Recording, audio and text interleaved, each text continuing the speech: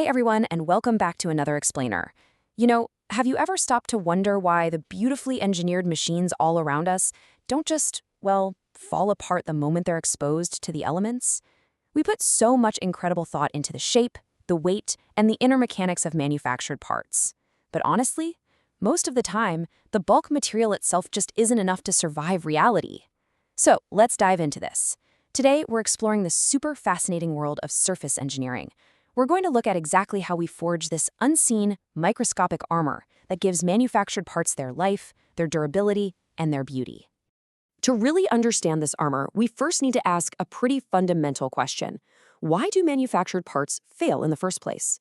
Well, when a part comes off the assembly line, untreated and completely naked, it is incredibly vulnerable. It's essentially born into a hostile world where environmental forces immediately conspire to tear it down. So who are these enemies? Materials face a pretty relentless onslaught. We've got wear and erosion gradually stripping away material. There's friction and adhesion constantly fighting against smooth mechanical movement. Then there's the silent killer, corrosion and oxidation, just slowly eating away at metals.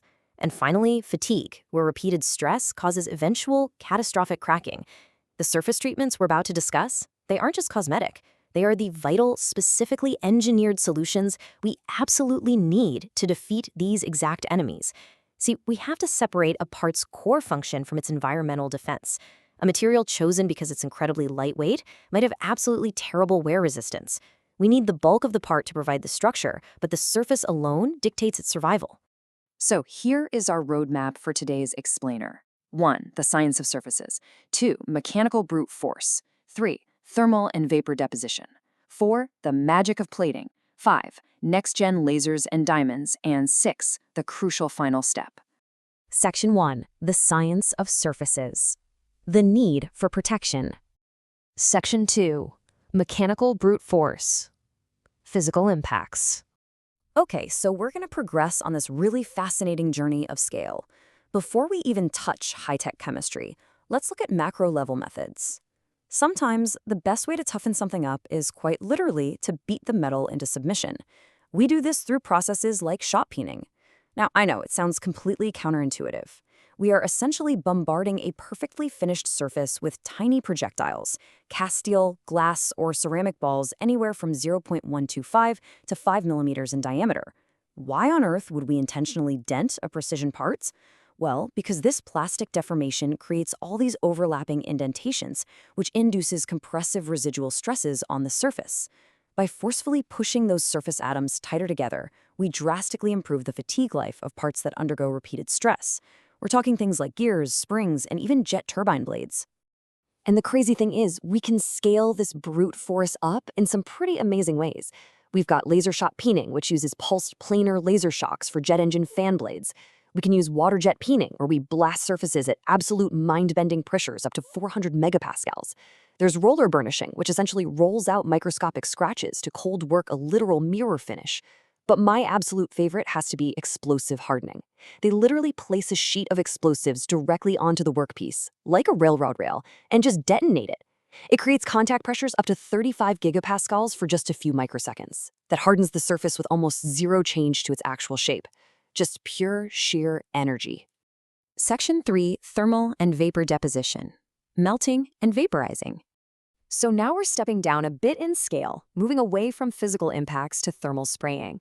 Imagine taking a metal or ceramic, heating it up to somewhere between 3,000 and 8,000 degrees Celsius, and then shooting it out of a nozzle at up to 1,000 meters per second. That is thermal spraying. When those semi-molten droplets smash into the target, they instantly solidify, creating this highly durable mechanical bond. This is exactly how engineers rebuild worn-out automobile crankshafts or coat the inside of rocket motor nozzles so they literally don't melt during launch. And the materials we can spray are just incredibly diverse. When it comes to ceramic coatings, if you need intense wear resistance for a heavy-duty industrial pump, you might spray chromium oxide. But what if you're building fan blades for a gas turbine and you need extreme thermal insulation? For that, you'd use zirconium oxide. We are literally spraying a layer of ceramic armor to allow everyday parts and high-tech applications to survive temperatures that would normally turn them into a puddle of liquid. Now, if we need thinner, much more precise armor, something just a few microns thick, we turn to vapor deposition. Physical vapor deposition, or PVD, happens in a high vacuum where we vaporize a coating material and let those particles physically condense right onto the workpiece. Chemical vapor deposition, or CVD, uses thermochemical reactions in gas mixtures to literally grow a layer. You know those slick, beautiful, gold-colored drill bits you see at the hardware store? You're actually looking at a layer of titanium nitride applied via vapor deposition. It is ultra-thin, perfectly uniform armor. Section 4, the magic of plating, electricity and chemistry. All right, we're transitioning out of the vacuums and into fluid and chemical baths. Let's ground this complex chemistry in something you've definitely seen before: galvanized steel pipes. To give this steel its long-term corrosion resistance for plumbing, it goes through a process called hot dipping. We literally dip the steel sheet or pipe right into a bath of molten zinc at 450 degrees Celsius. That zinc provides a sacrificial shield. It's a remarkably simple concept, right? But what if we need a whole lot more control? Well, that is where electroplating comes in. Let's walk through the logical sequence here. You take the part you want to plate, which we call the cathode, and a piece of the metal you want to coat it with, the anode, and place them both into an electrolytic fluid. Then you apply external electricity. The metal ions from the anode discharge, dissolve straight into the water-based solution, travel across the bath, and deposit themselves perfectly uniformly over your part. You're literally growing a brand new metal skin, ion by ion. But electroplating does have a bit of a quirk. The electricity doesn't flow perfectly evenly around sharp corners or deep inside complex cavities, and that can cause uneven coating thicknesses. So the clever alternative is electroless plating. This process requires absolutely zero external electricity. It is driven entirely by a chemical reduction reaction. And because of that, it creates a perfectly uniform thickness, no matter how wild or complex the geometry of the part is. We actually use electroless nickel plating all the time for intricate cavities, or even to pre-plate non-conductive plastics so they can be fully coated later. And if you want to take plating to its absolute extreme, you get something called electroforming, which creates these flawless, highly complex geometries. In electroforming, you electroplate a really thick layer of metal over a mold, which is known as a mandrel. But here's the magic trick. Once the plating is completely done, you dissolve or melt the mandrel away entirely. The surface coating isn't just protecting the product anymore, the coating literally becomes the product. Section 5. Next-gen lasers and diamonds. Atomic intervention. Now let's zoom all the way down to the absolute final layer, manipulating individual atoms. Consider ion implantation. Instead of building a coating on top of a surface, we accelerate charged atoms in a vacuum so incredibly fast that they smash right into the substrate and penetrate it by a few microns. So we aren't just coating the material, we are fundamentally altering its native surface chemistry. This is absolutely critical for creating things like artificial hip and knee prostheses, or for doping semiconductors to make modern electronics actually function. And really, the crown jewel of surface engineering is diamond. Using chemical vapor deposition, we can actually grow thin films of diamond or diamond-like carbon directly onto components. And no, this isn't for jewelry. This gives the part extreme hardness, incredibly low friction, and chemical inertness. We use it for scratch-proof military windows, surgical knives, and even your morning razors. Amazingly, because diamond has such high thermal conductivity, researchers are currently working on growing diamond films directly on computer chips to replace silicon substrates. That would allow them to run so much faster without overheating. It's basically the ultimate invisible armor. Section 6, the crucial final step: cleaning for success. Here's the catch, though. None of these incredible armors, not the extreme thermal spray, not the diamond films, none of it will stick if the surface isn't perfectly, flawlessly clean.